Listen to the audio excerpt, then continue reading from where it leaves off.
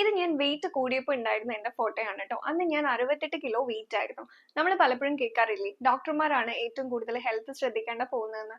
ഞാനും ഇതുപോലെ എന്റെ ഹെൽത്ത് ശ്രദ്ധിക്കാതിരുന്ന ഒരു സമയം ഉണ്ടായിരുന്നു. എന്റെ സ്റ്റഡീസിന്റെ ഒക്കെ ഭാഗമായിട്ട് ഞാൻ ഭയങ്കര ബിസി ആയിരുന്ന ഒരു സമയത്ത് എനിക്ക് ഒട്ടും എന്റെ ഹെൽത്ത് ശ്രദ്ധിക്കാൻ സമയം ഉണ്ടായിരുന്നില്ല. അതിന്റെ ഭാഗമായിട്ട് എനിക്കൊരു 10 കിലോ വെയിറ്റ് ഗെയിൻ ഉണ്ടായി. അങ്ങനെയാണ് ഞാൻ ഈ 68 കിലോ എന്നുള്ള വെയിറ്റിലെത്തുന്നത്.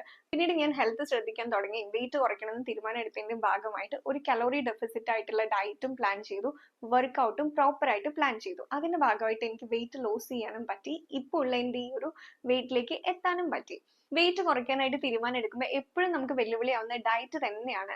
മിക്ക ആൾക്കാർക്കും ചോറ് പൂർണ്ണമായിട്ട് ഒഴിവാക്കാനും അല്ലെങ്കിൽ നമ്മൾ കഴിച്ചുകൊണ്ടിരിക്കുന്ന ഭക്ഷണങ്ങൾ, രാവിലത്തെ ബ്രേക്ക്ഫാസ്റ്റ്, ഇതൊക്കെ കംപ്ലീറ്റ് ആയിട്ട് ഒഴിവാക്കിയിട്ട് വളരെ കർശനമായിട്ടുള്ള ഒരു ഡയറ്റ് ഫോളോ ചെയ്യാന്നുള്ളത് പ്രയാസകരമായിരിക്കും. അത് ശരിയാണ്. അങ്ങനെയുള്ള ഡയറ്റ് നമുക്കൊരു ദീർഘകാലത്തേക്ക് ഫോളോ ചെയ്യാൻ ബുദ്ധിമുട്ട് തന്നെയായിരിക്കും. പിന്നെ ആ ഡയറ്റ് കഴിഞ്ഞ് നമ്മൾ പഴയ ഡയറ്റിലേക്ക് വരുമ്പോൾ വെയിറ്റ് കൂടാനും സാധ്യതയുണ്ട്. അതുകൊണ്ട് ഞാൻ ഫോളോ ചെയ്തിരുന്നത് നമ്മൾ വീട്ടിൽ കഴിക്കുന്ന ഫുഡൊക്കെ വെച്ചിട്ടുള്ള ഡയറ്റ് തന്നെയായിരുന്നു. ഇതിൽ നമുക്ക് പ്രോപ്പർ ആയിട്ടുള്ള മാക്രോ ന്യൂട്രിയൻസ്, അതായത് കാർബോഹൈഡ്രേറ്റ്, പ്രോട്ടീൻ, ഇതൊക്കെ നമ്മുടെ ശരീരത്തിന് ആവശ്യമായിട്ടുള്ള അളവിൽ ലഭിക്കുക എന്നുള്ളതും, കലോറി ഡെഫിസിറ്റ് ആയിരിക്കണം, പിന്നെ അതുപോലെ വർക്കൗട്ടും.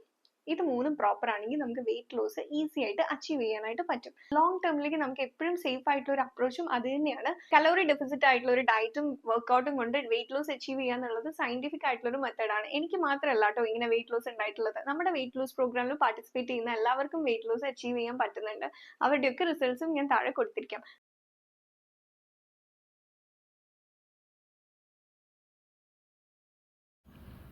ഹായ്, എൻ്റെ പേര് അമിത. 2026 എൻ്റെ ഒരു മെയിൻ ഗോളായിരുന്നു വെയിറ്റ് ലോസ് എന്ന് പറയുന്നത്. യൂട്യൂബിൽ നിന്നാണ് ഞാൻ ഡോക്ടറിൻ്റെ വീഡിയോസ് കാണുന്നത്.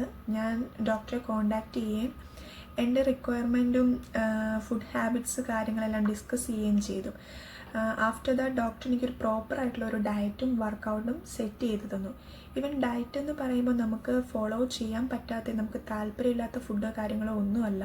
നമ്മൾ കഴിക്കുന്ന യൂഷ്വലി നമ്മുടെ ഒരു ഫുഡ് ഹാബിറ്റ്സിലുള്ള ഫുഡുകൾ തന്നെ ഒന്ന് കുറച്ചും കൂടി പ്രോട്ടീൻ കൂട്ടി, ഫൈബർ കണ്ടൻ്റ് എല്ലാം കൂട്ടി ഒന്ന് അറേഞ്ച് ചെയ്ത് തന്നു.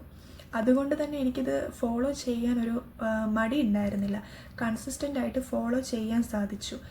ഈവൻ എൻ്റെ ബിഫോർ എക്സ്പീരിയൻസിൽ നിന്ന് നമുക്ക് താല്പര്യമില്ലാത്ത ഫുഡുകൾ ഇൻക്ലൂഡ് ചെയ്ത് വെയിറ്റ് ലോസിന് നോക്കുമ്പോൾ നമുക്കത് കൺസിസ്റ്റൻസി മെയിൻറ്റെയിൻ ചെയ്യാൻ പറ്റുന്നില്ല. അതുകൊണ്ട് തന്നെ പ്രോപ്പറായിട്ടുള്ളൊരു റിസൾട്ട് ഉണ്ടാകുന്നില്ല. എന്നാൽ ഇവിടെ എന്ന് പറയുമ്പോൾ ഞാൻ കഴിക്കുന്ന ഫുഡുകൾ തന്നെ ഒന്ന് അറേഞ്ച് ചെയ്ത് കലോറിക്ക് അനുസരിച്ച് ഒന്ന് സെറ്റ് ചെയ്ത് തന്നു. അതുകൊണ്ട് തന്നെ വളരെ കൺസിസ്റ്റൻ്റ് ആയിട്ട് എനിക്ക് ഫോളോ ചെയ്യാൻ പറ്റുന്നുണ്ടായിരുന്നു.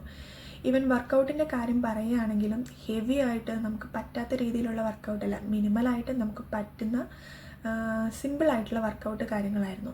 അതുകൊണ്ട് തന്നെ എനിക്കിത് ഫോളോ ചെയ്യാൻ ഈസി ആയിരുന്നു. അങ്ങനെ ഒരു 2 month ഫോളോ ചെയ്തതിൻ്റെ ഭാഗമായിട്ട് എനിക്ക് 4.5 kg വെയിറ്റ് ലോസ് ഉണ്ടായിട്ടുണ്ട്. ഞാൻ വളരെ സാറ്റിസ്ഫൈഡ് ആണ്.